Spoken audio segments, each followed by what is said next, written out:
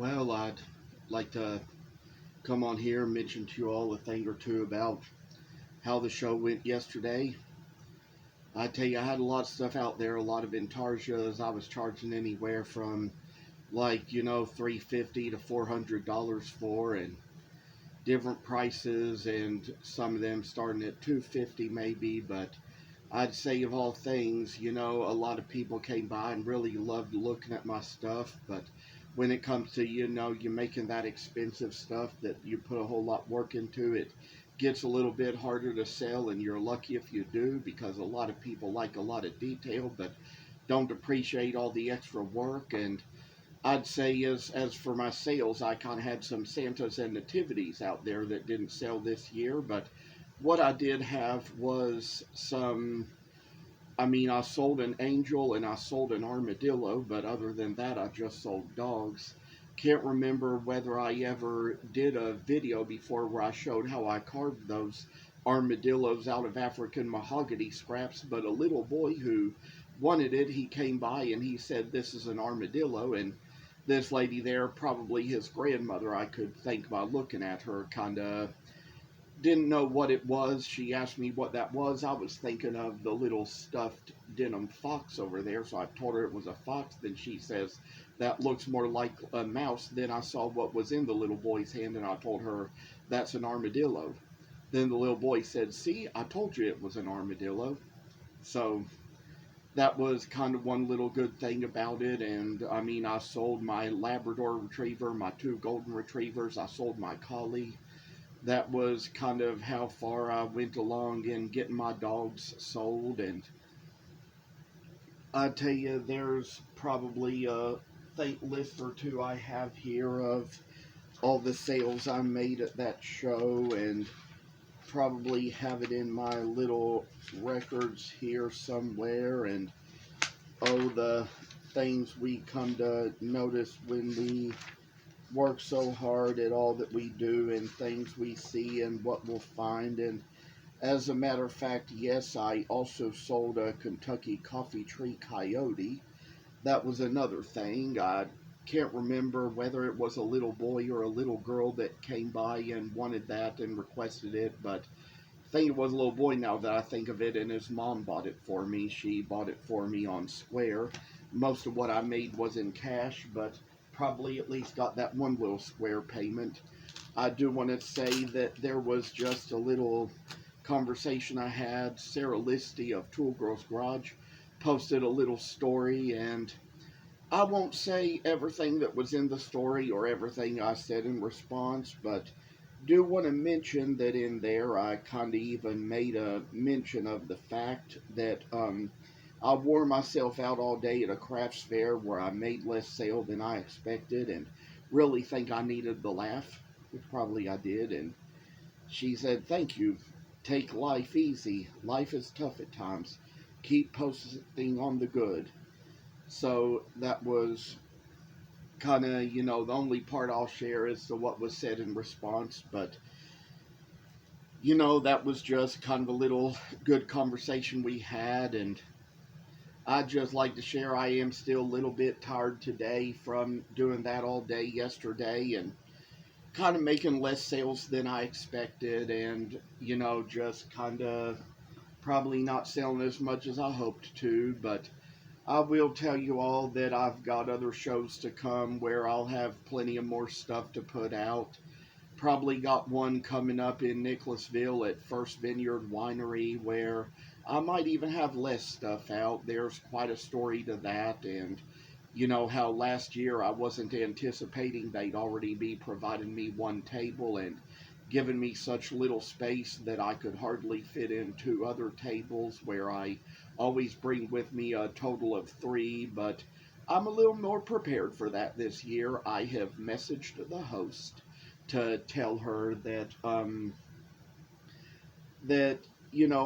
just do whatever's considerate of you and the other vendors, and probably take fewer items with me this time. So that's probably how it's going to be. There's probably going to be a little less to take, and that's probably going to be a good thing, because it might even be, with this being a Christmas show, maybe only try to take along perhaps the things people might be buying for gifts, all the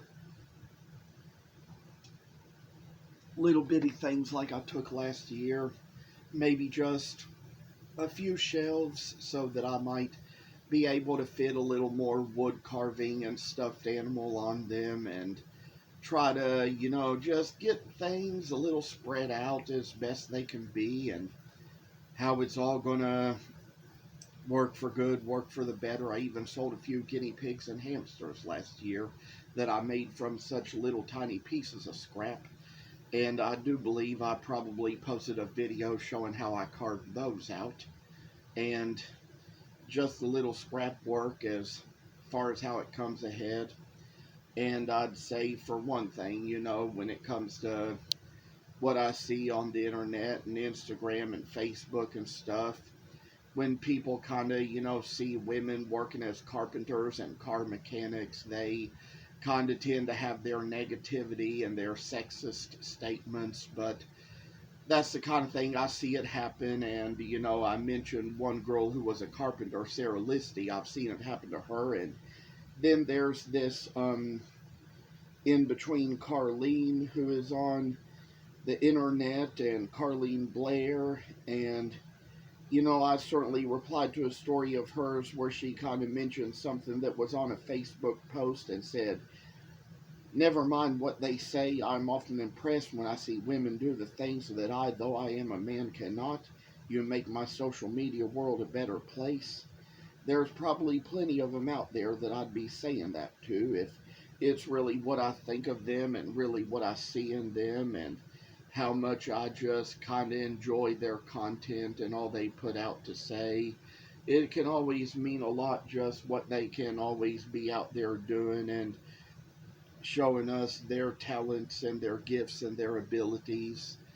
It's always good that somebody does, and how we do and how we show it. And I know sometimes with me, was just talking with a lady. It's Lori. I forget her last name, but she has a business called the Nosy Gnome. She makes a lot of gnomes, and been out to see her, and was telling her about it. She watches my YouTube videos. I've been to a few shows with her where she's even told me all about that, how she watches them, keeps up with them. And I'm just always impressed to know that somebody's always looking at my stuff and seeing my stuff and seeing all the things I like to put out there just to show how much I'm able to do.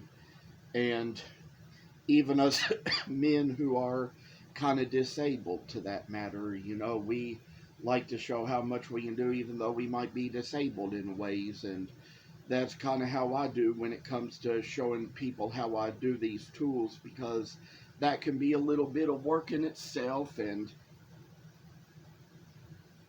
be the kind of thing that can really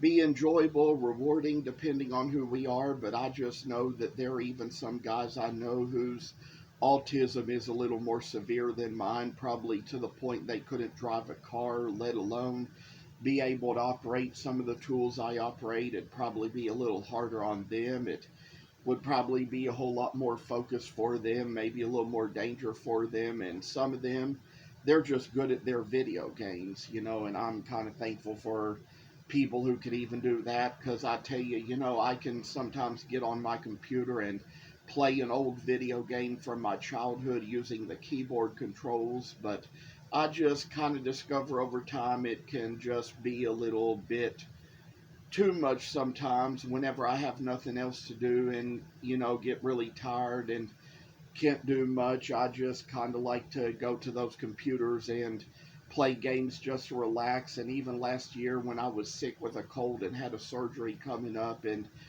things where, I just wasn't able to get out and do much and enjoy much because I was kind of tired just thinking about that. It just gave me an opportunity to really get advanced on a game, and I prayed, asked God, how does this game help me? He said, well, you worked up some perseverance, didn't you? So, yes, sometimes in your darkest moments, a little game can help you work up a little perseverance now and then.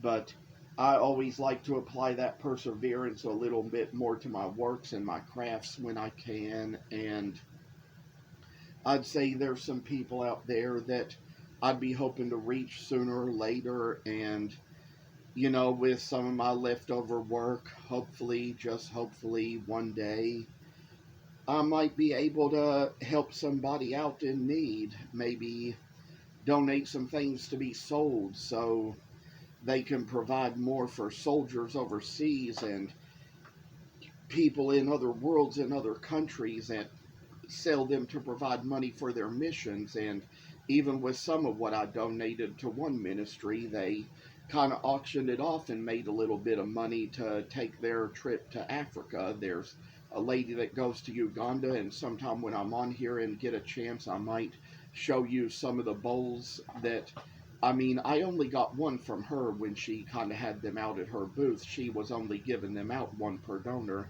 She wasn't selling them where I could buy all of them. But the good news of the matter is that I was able to get on Etsy and find some others like them. So I was able to collect many more off of Etsy, and that was just such a good thing because, I mean, she inspired me to collect those. And maybe one day I might have them at a show and maybe sell them for a little bit more than I paid for them, have a little something extra in stock, and no telling what else I'll have just come the days when business gets better. Because I'd say for me, I've been doing plenty of shows this last year, and this year hadn't been doing as many because, like I've been saying, I've been getting used to my new school cafeteria job, so not a lot of time put into that. And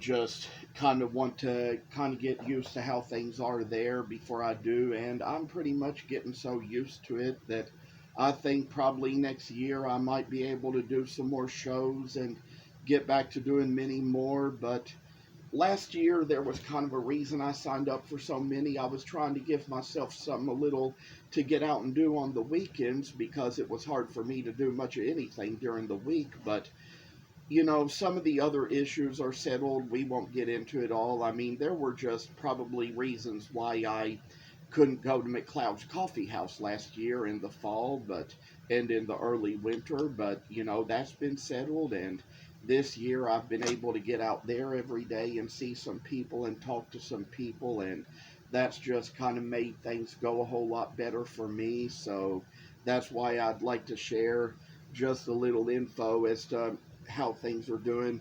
And I will say, I get a lot of messages about my hat, that scripture verse, Romans 8:28, which says, "And God makes all things work together for the good to those who are the called according to the purpose."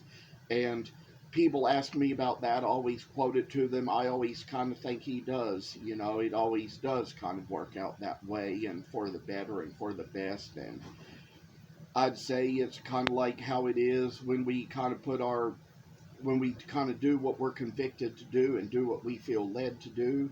We don't always get the results we want. We don't always get the results we hoped for, but we know that there is a message and a meaning in everything you put out. And sometimes I just think with me, some of what I show and put out there is probably stuff that God uses just so I can tell people about nature and the things He created, and then also come on here and testify to Him and share little videos and scriptures and gospel messages while I carve or sew or whatever I do. So I'm always happy to come on here and do it for you all and let you all see the little ways I work and things I do, and always happy to have a little help come in now and then where I can show a lot of work and a lot of power and really go to show that God is good no matter what the circumstance. And as for now, I'm going to close this video. Thank you all for coming on and watching. Hope to see you all again. Take care and be safe in the long run. Goodbye.